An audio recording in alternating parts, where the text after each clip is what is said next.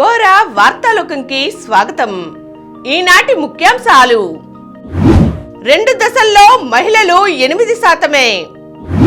రానున్న 4 రోజుల్లో వడగాలులు తీవ్రతరం. విశాఖ తీరానికి విలాస నౌక. మే నెల పింఛన్ బ్యాంక్ ఖాతాలో జమ. లాజిస్టిక్ వాహనంలో 14 కోట్ల విలువైన ఆభరణాలు. దుబాయ్లో అతిపెద్ద విమానాశ్రయం. కేజ్రీవాల్ భార్యకు ములాఖత్ నిరాకరణ. గుజరాత్ పై ఆర్సీబీ గెలుపు. చెన్నై చేతిలో సన్ రైజర్స్ చిత్తు. కడుపు ఉబ్బరం, వికారం, జీర్ణ సమస్యలు రాకుండా ఉండాలంటే ఇలా చెయ్యండి. హాయ్ ఫ్రెండ్స్, మనది ప్రజాస్వామిక దేశం. మన దేశాన్ని చక్కగా తీర్చిదిద్దుకోవాలి. అందుకు మన ఓటే ఆయుధం. అందుకోసం మీరందరూ మీ ఓటు హక్కును వినియోగించుకోండి. నేను వినియోగించుకుంటున్నాను, మీరు ఓటు వేయండి. మంచి అభ్యర్థిని ఎన్నుకోండి. మన దేశాన్ని భవ్యంగా తీర్చిదిద్దుకుందాం. ఈరోజు వార్తలను చూద్దాం. 2 దశల్లో మహిళలు 8%. రాజకీయాల్లో మహిళల సంఖ్య పెరగడం, మహిళా సాధికారత వంటి అంశాలపై చేస్తున్న ప్రకటనలు ఏమాత్రం వాస్తవ రూపం దాల్చడం లేదు. ఇప్పటికీ రాజకీయ రణరంగంలో అతివలకు దక్కుతున్న అవకాశాలు అంతంత మాత్రమే. ప్రస్తుత లోక్సభ ఎన్నికల తొలి 2 దశల్లో పోటీ చేసిన 2823 మంది అభ్యర్థుల్లో కేవలం 8% మంది మాత్రమే మహిళలకు టికెట్లు దక్కడం ఇందుకు నిదర్శనం. మొదటి దశలో 135 మంది మహిళలు, రెండో దశలో 100 మంది మహిళలు, మొత్తంగా 2 దశలు కలిపితే 235 మంది మహిళలే ఎన్నికల బరిలో నిలిచారు. ఇక తొలి దశలో పోటీ చేసిన 135 మంది మహిళల్లో అత్యధికంగా తమిళనాడు రాష్ట్రం నుంచి 78 మంది ఉన్నారు. రెండో దశలో బరిలో నిలిచిన 100 మంది మహిళల్లో ఒక్క కేరళ నుంచే 24 మంది పోటీ పడ్డారు. పార్టీల వారీగా చూస్తే కాంగ్రెస్ పార్టీ మొదటి 2 దశల్లో కలిపి 44 మంది అతిథులకు అవకాశం ఇవ్వగా భాజపా 69 మందికి అవకాశం కల్పించింది. రాజకీయ పార్టీల ఈ తీరుపై విశ్లేషకులు మండిపడుతున్నారు. ఈ మేరకు ఢిల్లీ యూనివర్సిటీకి చెందిన జీసస్ అండ్ మేరీ కళాశాల అసోసియేట్ ప్రొఫెసర్ సుశీల రామస్వామి మాట్లాడుతూ, మహిళా అభ్యర్థుల సంఖ్యను పెంచేందుకు రాజకీయ పార్టీలు పటిష్ట చర్యలు చేపట్టాలన్నారు. మరింత మంది మహిళా అభ్యర్థులను బరిలో నిలిపేందుకు రాజకీయ పార్టీలు మరింత చురుగ్గా వ్యవహరించాలి అని వ్యాఖ్యానించారు. దేశ ఓటర్లలో మహిళలు దాదాపు సగం మంది ఉన్నారు. అదే సమయంలో అభ్యర్థుల్లో వారి సంఖ్య తక్కువగా ఉండటం రాజకీయ రణక్షేత్రంలో మహిళల పూర్తి స్థాయి ప్రాతినిధ్యానికి ఉన్న అడ్డంకులపై విస్తృత ప్రశ్నలను లేవనెత్తుతోంది అని అలీగఢ్ ముస్లిం విశ్వవిద్యాలయం అసోసియేట్ ప్రొఫెసర్ అహ్మద్ అన్సారీ తెలిపారు. రాజకీయాల్లో మహిళా భాగస్వామ్యం పెంపుదలకు నిర్మాణాత్మక సంస్కరణల ఆవశ్యకత ఎంతైనా ఉందని ఈ సందర్భంగా ఆయన అభిప్రాయపడ్డారు. మే నెల పింఛన్ బ్యాంక్ ఖాతాలో జమ. మే, జూన్ నెలల పింఛన్ డబ్బును ఈసారి లబ్ధిదారులకు నేరుగా నగదు రూపంలో కాకుండా డీబీటీ విధానంలో వారి బ్యాంక్ ఖాతాలో జమ చేయాలని ప్రభుత్వం నిర్ణయించింది. Aadhaar enabled payment system AEPS విధానంలో లబ్ధిదారుల ఆధార్ నంబర్ అనుసంధానమై ఉన్న బ్యాంక్ ఖాతాలో నేరుగా పింఛన్ డబ్బు జమ చేస్తుంది. అయితే విభిన్న దివ్యాంగ లబ్ధిదారులు, తీవ్రమైన అనారోగ్య కారణాలతో పింఛన్లు పొందుతున్న వారు, మంచం లేదా వీల్చైర్కు పరిమితమైన వారు, సైనిక సంక్షేమ పింఛన్లు పొందుతున్న యుద్ధవీరుల వృద్ధ వితంతువులకు మాత్రం గత నెలలో మాదిరిగానే గ్రామ వార్డ్ సచివాలయాల ఉద్యోగులు ఇంటి వద్దకే వచ్చి పింఛన్ డబ్బు ఇస్తారు. ఈ 2 నెలల్లోనూ 1వ తేదీ నుంచే పింఛన్ డబ్బు పంపిణీ చేస్తారు. రాష్ట్ర వ్యాప్తంగా 65,49,864 మంది లబ్ధిదారులకు ప్రభుత్వం పింఛన్ల పంపిణీకి నిధులు విడుదల చేస్తోంది. అందులో 48,92,503 మంది లబ్ధిదారులకు పింఛన్ డబ్బులు ఆధార్ నంబర్తో అనుసంధానమై ఉన్న బ్యాంక్ ఖాతాలో జమ చేస్తున్నారు. విశాఖ పోర్టుకు విలాస నౌక. విశాఖ పోర్టులో అంతర్జాతీయ క్రూయిజ్ టెర్మినల్ నిర్మించిన తరువాత మొట్టమొదటి అంతర్జాతీయ క్రూయిజ్ నౌక ఆదివారం విశాఖ చేరుకుంది. లగ్జరీ విభాగానికి చెందిన the world international cruise ship విశాఖలో బెర్తింగ్ అయ్యింది. తూర్పు తీరంలో అంతర్జాతీయ క్రూయిజ్ నౌకలకు విశాఖపట్నం క్రూయిజ్ టెర్మినల్ గమ్యస్థానంగా మార్చుతామనే తమ విధానానికి ఇది నిదర్శనమని పోర్టు అధికారులు వెల్లడించారు. అద్భుతమైన ఆతిథ్యానికి మారుపేరైన ది వరల్డ్ షిప్ ద్వారా ప్రపంచం నలుమూలల నుంచి సుమారు 80 మంది పర్యాటకులు విశాఖ చేరుకున్నారు. వీరందరికీ సాంప్రదాయ పద్ధతిలో ఆత్మీయ స్వాగతం పలికారు. షిప్లో వచ్చిన పర్యాటకులు విశాఖ చుట్టుపక్కల ఉన్న ప్రసిద్ధి చెందిన సందర్శన ప్రదేశాలు, ప్రకృతి రమణీయతను చూసేందుకు ఉత్సాహం చూపించారు. టెర్మినల్కు చేరుకున్న ఇంటర్నేషనల్ క్రూయిజ్కు సాదరంగా ఆహ్వానం పలికామని పోర్ట్ చైర్పర్సన్ తెలియజేశారు. క్రూయిజ్ టెర్మినల్ను 96 కోట్లతో ప్రపంచంలోనే అత్యంత ప్రత్యేకమైన క్రూయిజ్ షిప్ల రాకపోకలకు అనువుగా నిర్మించామన్నారు. దేశంలోని ఇతర పోర్టులతో పోల్చుకుంటే ఇమిగ్రేషన్ ప్రక్రియను విశాఖపట్నం పోర్టు 45 నిమిషాలలోపే పూర్తి చేయడంపై షిప్ కెప్టెన్ సంతృప్తి వ్యక్తం చేశారు. నగరంలోని ప్రముఖ బీచ్లు, చారిత్రక ప్రాధాన్యత కలిగిన పర్యాటక ప్రదేశాలు, స్థానికంగా ప్రసిద్ధి చెందిన మార్కెట్లు ఉన్నాయని, క్రూయిజ్ రాక విశాఖ స్థానిక పర్యాటక అభివృద్ధికి దోహదపడుతుందని పోర్ట్ చైర్మన్ తెలియజేశారు. రానున్న 4 రోజుల్లో వడగాలులు తీవ్రతరం. దక్షిణ నైరుతి దిశ నుంచి వీస్తున్న పొడిగాలుల కారణంగా రాష్ట్రంలోని వివిధ జిల్లాలలో గరిష్ట ఉష్ణోగ్రతలు 40 డిగ్రీలు దాటుతున్నాయి. రానున్న 4 రోజుల్లో వడగాలుల తీవ్రత మరింత పెరుగుతుందని అమరావతి వాతావరణ కేంద్రం స్పష్టం చేసింది. ఉదయం 11 నుంచి సాయంత్రం 4 గంటల మధ్య బయటకు వెళ్లేవారు తగిన జాగ్రత్తలు తీసుకుని వెళ్లాలని సూచించింది. మే 1న రాష్ట్ర వ్యాప్తంగా వడగాలులు వీస్తాయని హెచ్చరించింది. సోమ, మంగళవారాల్లో ఉత్తర కోస్తాలో పిడుగులు పడే అవకాశం ఉందని తెలిపింది. వివిధ ప్రాంతాల్లో గరిష్ట ఉష్ణోగ్రతలు సాధారణం కంటే 2 నుంచి 4 డిగ్రీలు అధికంగా, కనిష్ట ఉష్ణోగ్రతలు 2 నుంచి 3 డిగ్రీలు పెరిగేందుకు అవకాశం ఉందని నిపుణులు చెబుతున్నారు. కేజ్రీవాల్ భార్యకు ములాఖాత్ నిరాకరణ. తీహార్ జైల్లో జ్యుడిషియల్ కస్టడీలో ఉన్న అరవింద్ కేజ్రీవాల్ను భార్య సునీత కలుసుకునేందుకు జైలు యంత్రాంగం అనుమతి నిరాకరించింది. సోమవారం కలిసేందుకు శనివారం ఆమె అనుమతి కోరగా అందుకు జైలు యంత్రాంగం ఒప్పుకోలేదని ఆప్ వర్గాలు వెల్లడించాయి.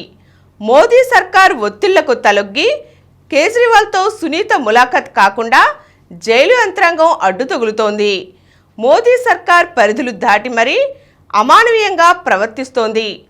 కేజ్రీవాల్ను ఒక ఉగ్రవాదిలాగా చూస్తోందని ఆప్ ఆరోపించింది.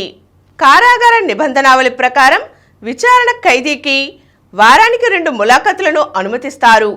ఒకేసారి 2 కలవవచ్చు. వారంలో గరిష్టంగా 4 కలిసి మాట్లాడవచ్చు. అయితే ఇప్పటికే ఖరారైన షెడ్యూల్ ప్రకారం సోమవారం ఢిల్లీ మహిళా మంత్రి అతిషి, మంగళవారం పంజాబ్ ముఖ్యమంత్రి భగవంత్ మాన్ కలవాల్సి ఉంది. సునీత, అతిషి పేర్లను 27వ తేదీన ఒకేసారి అధికారులకు ఇచ్చాం. వాళ్లు ఉద్దేశపూర్వకంగా సునీతకు అనుమతి నిరాకరించారని ఆప్ వెల్లడించింది. లాజిస్టిక్ వాహనంలో 14 కోట్ల విలువైన ఆభరణాలు. ఓ లాజిస్టిక్ వ్యాన్లో 14 కోట్ల విలువైన బంగారం, వెండిని తరలిస్తుండగా ఎన్నికల ఫ్లయింగ్ స్క్వాడ్ అధికారులు ఎన్టీఆర్ జిల్లా కంచికచర్లలో గుర్తించి పట్టుకుని తహసీల్దార్ కార్యాలయానికి తరలించారు. దీనికి సంబంధించిన వివరాలు ఇలా ఉన్నాయి. హైదరాబాద్ నుంచి విజయవాడకు వస్తున్న లాజిస్టిక్ వాహనంలో ఆదివారం 14 కోట్ల విలువైన బంగారం, వెండిని తరలిస్తున్నారు. ఎన్నికల ఫ్లయింగ్ స్క్వాడ్ అధికారులు తనిఖీల్లో భాగంగా కంచికచర్ల సమీపంలోని పేరకలపాడు క్రాస్ రోడ్డు వద్ద లాజిస్టిక్ వాహనాన్ని తనిఖీ చేశారు. బంగారం, వెండిని తరలిస్తున్నామని సంబంధిత బిల్లులు కూడా ఉన్నాయని వాహన డ్రైవర్ అధికారులకు తెలిపారు. ఆ వాహనాన్ని స్థానిక తహసీల్దార్ కార్యాలయానికి తరలించారు. తహసీల్దార్ వి సుస్వాగతం జీఎస్టీ, ఇన్కమ్ ట్యాక్స్ అధికారులకు సమాచారం అందించారు. అధికారులు వచ్చి బంగారం, వెండిని పరిశీలించి సంబంధించిన బిల్లులను తనిఖీలు చేశారు. ఆ బిల్లులు విజయవాడలోని లలిత, కళ్యాణ్, మలబార్ తదితర జ్యువెలరీ దుకాణాలకు సంబంధించినవిగా ఉన్నాయని అధికారులు తెలియజేశారు. దుబాయ్లో అతిపెద్ద విమానాశ్రయం.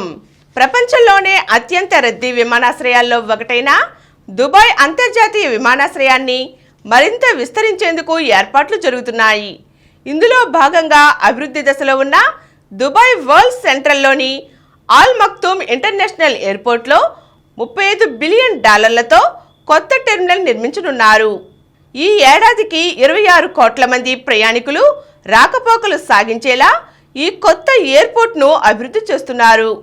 ప్రస్తుతం ఉన్న విమానాశ్రయ విస్తీర్ణంతో పోలిస్తే ఇది 5 రెట్లు పెద్దది.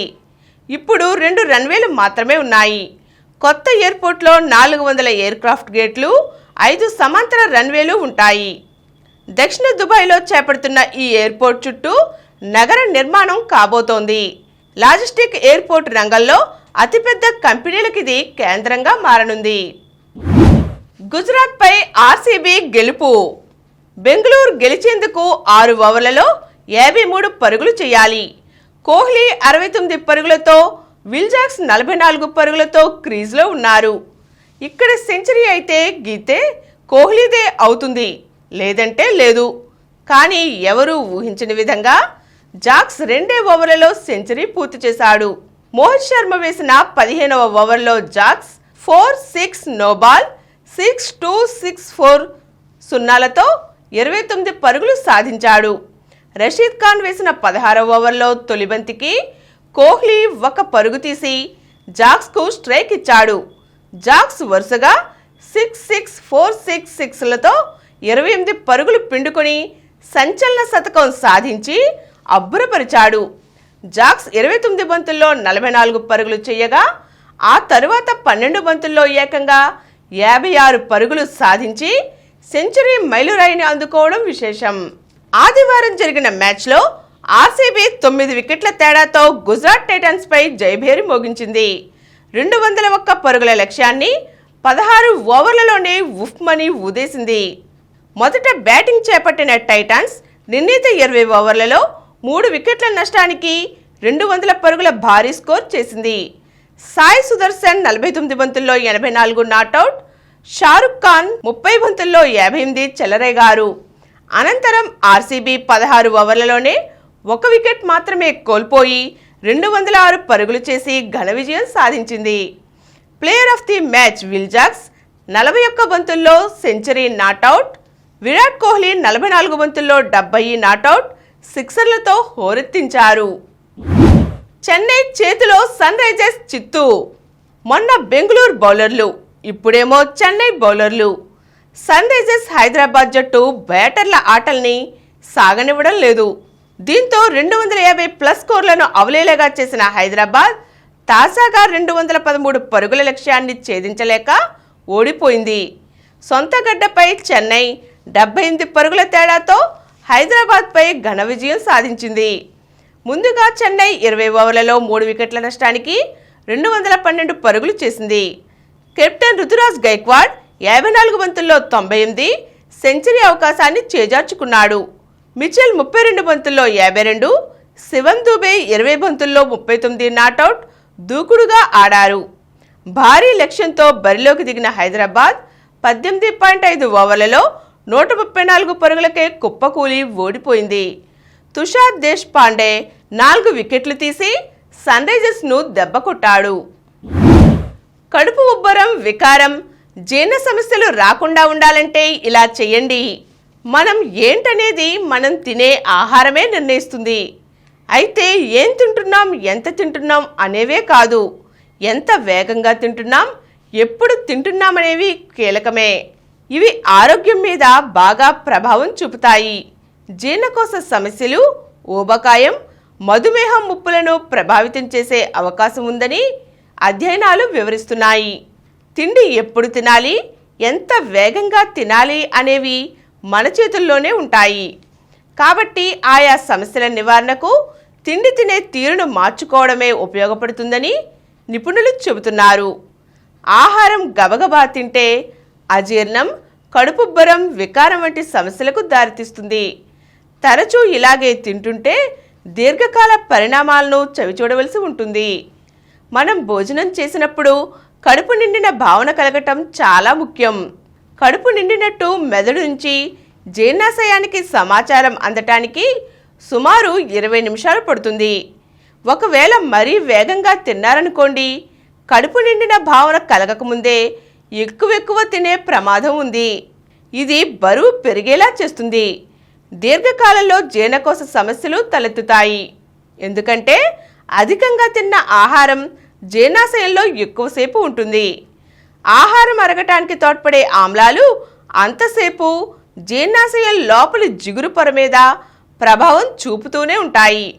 15 నిమిషాలు అంతకన్నా ఎక్కువసేపు భోజనం చేసేవారితో పోలిస్తే 5 నిమిషాలలోనే భోజనం ముగించేవారికి జీర్ణకోశ సమస్యల ముప్పు 1.7 రెట్లు ఎక్కువని అధ్యయనాల్లో బయటపడింది.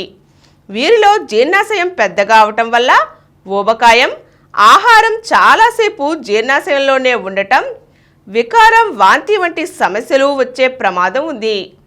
జీవక్రియల మార్పుతో మధుమేహం ముప్పు పెరుగుతుంది. కాబట్టి నెమ్మదిగా పదార్థాల రుచిని ఆస్వాదిస్తూ తినటం మంచిది. అలాగే రోజులో వీలైనంత త్వరగా అల్పాహారాన్ని తినటం మంచిదని, దీంతో జీవక్రియలు సజావుగా సాగుతాయని పరిశోధనలు సూచిస్తున్నాయి.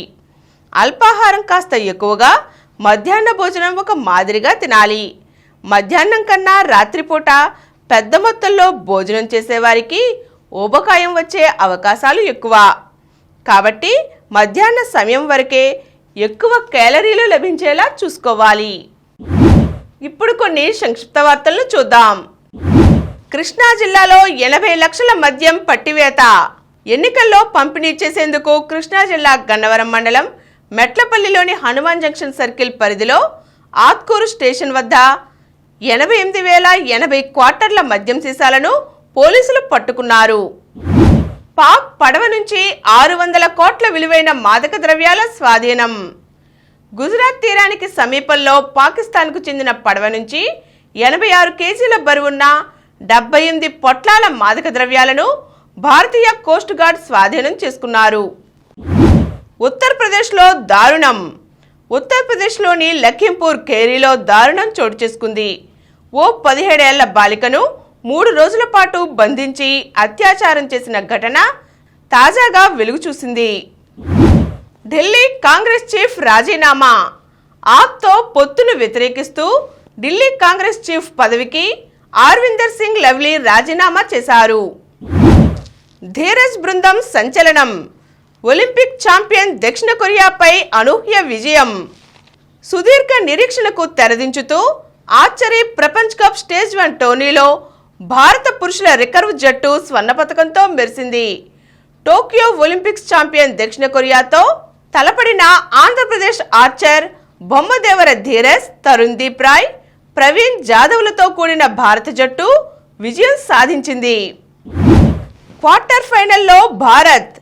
ఉబెర్ కప్ మహిళల టీం బ్యాడ్మింటన్ టోర్నీలో భారత జట్టు వరుసగా 2వ విజయంతో క్వార్టర్ ఫైనల్లోకి దూసుకువెళ్లింది. ప్రపంచ అండర్-8 చెస్ ఛాంపియన్ దివిత్ రెడ్డి. తెలంగాణ బాలుడు ఆదుళ్ల దివిత్ రెడ్డి అద్భుతం చేశాడు. అల్బేనియాలో జరుగుతున్న ప్రపంచ క్యాడెట్ ర్యాపిడ్ చెస్ ఛాంపియన్షిప్లో అండర్-8 ఓపెన్ విభాగంలో విజేతగా నిలిచాడు. షూటింగ్లో భారత్కు 21వ ఒలింపిక్ బెర్త్. పారిస్ ఒలింపిక్స్ చివరి క్వాలిఫైయింగ్ షూటింగ్ టోర్నీలో భారత మహిళా స్కీట్ షూటర్ మహేశ్వరి చౌహాన్ రజత పతకం సాధించింది.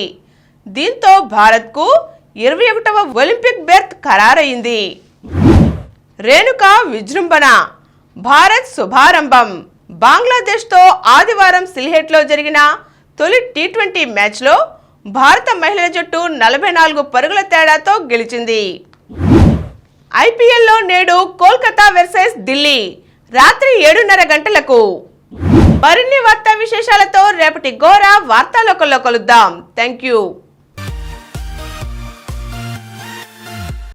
ప్రతిరోజు వార్తా విశేషాల కోసం అనతి కాలంలోనే 20 కోట్ల వ్యూస్ సాధించిన డాక్టర్ సమరం మల్టీ ఛానల్ నెట్వర్క్ సమర్పించు గోరా వార్తాలోకంకు సబ్స్క్రైబ్ చేయండి, లైక్ చేయండి, మీ ఫ్రెండ్స్కి షేర్ చేయండి. అలాగే ప్రక్కనున్న గంట సింబల్ని ప్రెస్ చేయడం మర్చిపోకండి. Please download Samaram multi-channel app and watch your favorite channels from your mobile. App available on Google Play Store and subscribe to the channels.